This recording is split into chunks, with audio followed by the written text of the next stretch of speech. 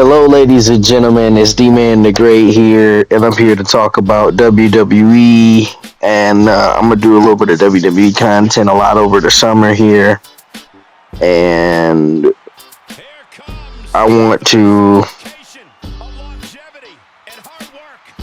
sort of just discuss this because this is kind of gonna be what I'm gonna be doing a lot in the summer on the days where it's not much going on. I'm gonna talk about the NBA and stuff, or not the NBA, but the WWE. I don't understand why people seem to think that when it comes to this wrestling stuff, they're just talking shit about this and talking shit about that, when they don't necessarily. They're just talking and rage baiting for the sake of rage baiting. If you're an AEW fan, a WWE fan, okay, cool, all that shit, sure. But it's like they're fucking up every night is the worst night, and every night is the greatest night ever for some people.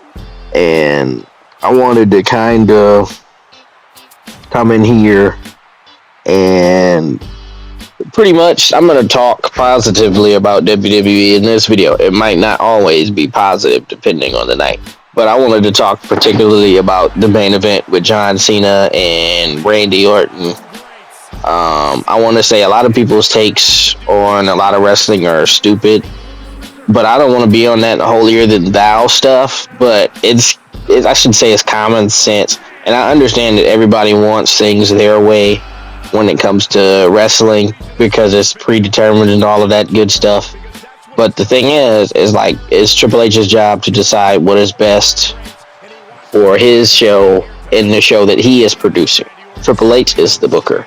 It is our job to sit back and enjoy, and that's why he said sit back and enjoy. But the thing is wrestling at the moment is at a very, very high quality. Like, production is better than ever. As far as the in-ring product, the wrestlers are amazing performers, because and then that's the thing, like Will Ospreay was talking shit the other day about WWE and stuff, and it's like, he's like, none of them could do what I do and all of that shit. Well, a lot of wrestlers that come to the fucking AEW they're in WWE right now they're not getting the shine to wrestle the way that AEW wrestlers wrestle. And when they come over, if they were to ever end up fired from WWE or getting sent over, they would be a phenomenal performer. And then the thing is, as much as I enjoy to watch a 5-star match on a random Tuesday night in October, it's hard to really put into words why. And then that's another thing too. And then as part of the reason, because I have a lot of topics that I really want to touch on.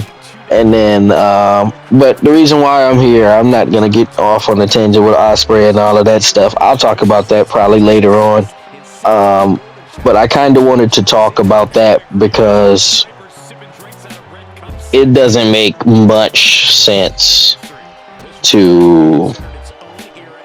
it doesn't make very much sense to me why people are you're not gonna get a Will Ospreay match out of John Cena and Randy Orton in 2024. And then, mind you, Will Ospreay is the same guy who was just calling Randy Orton and ETC some of the greats in wrestling. So it's like, you could, and then the thing is, Randy and all these guys don't have that, might not have a 5-star match or whatever, but they're still highly touted and widely considered to be the greatest wrestlers of all time. So, and then that's the thing, even the other day, Hulk Hogan definitely is a great in-ring performer, especially compared to all of the performers that have come after him, and he is still widely considered, even if he is hated, to be one of the greatest wrestlers of all time. And with that, the Hulkster is still the Hulkster, and he's the biggest draw to ever exist in professional wrestling. Now, there's an argument for Stone Cold and all that, but the Stone Cold, the Hulk Hogan was a big draw from '84 until the mid to late '90s. Well, actually, probably the late '90s, because people still watch WCW heavily until like '99, 2000, and that was when Hogan was off the show, and he was still a fan favorite to this day. If it wasn't for some of his more controversial, stupid stuff that he runs out of his mouth all the time with his lies. So, with that being said, that's a big deal in the modern day. Is a lot of people's takes on professional wrestling aren't really valid. Like you're saying, like John Cena and Randy Orton was a great match for a guy that's 48 and a guy that's 45. These guys are fossils at this point. No disrespect to them. Love them both. I pretty much was raised watching them, you know. When on every Monday night, on every Sunday night on pay-per-view, that they were on Randy Cena. And that's the thing that I wanted to kind of say here was, and then I'll remember all the complaining, all the crying about Super Cena and all of that stuff, all of that jazz. But the thing is, when you see John Cena and Randy Orton, this is one final match, and you I don't know what you were supposed to expect. And then like they try to do the same, like an interference doesn't ruin the match. It's the fact that Travis Scott came out at WrestleMania. Just the fact that he was there didn't ruin the match. It was how the match occurred. It was what the story that was told wasn't a good story, and that is what should be more important. Because the match in the ring isn't going to be that great because John Cena is 50 years old. John Cena is an actor now. He's not a wrestler anymore. John Cena was never a perfect in-ring wrestler.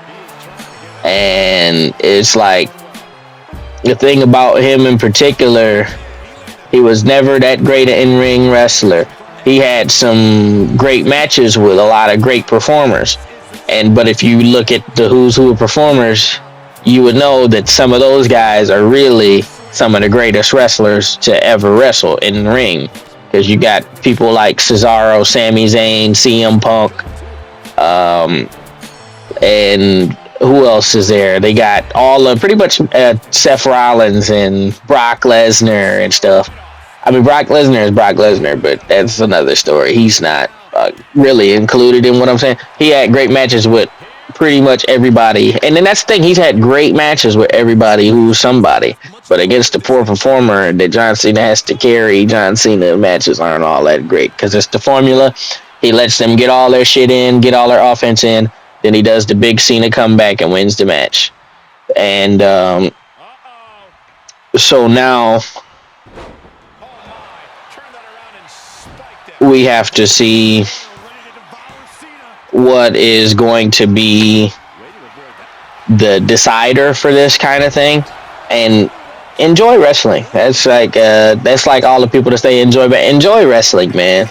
Like, it is not a big deal. Quit being an ass. Enjoy the game. Enjoy the show. Have fun. You're fucking pissing all over the product. Doesn't do a damn thing. Just enjoy what you can enjoy. And if you don't like it, go watch the competitor. And I want to thank you guys for watching. And I will catch you guys later.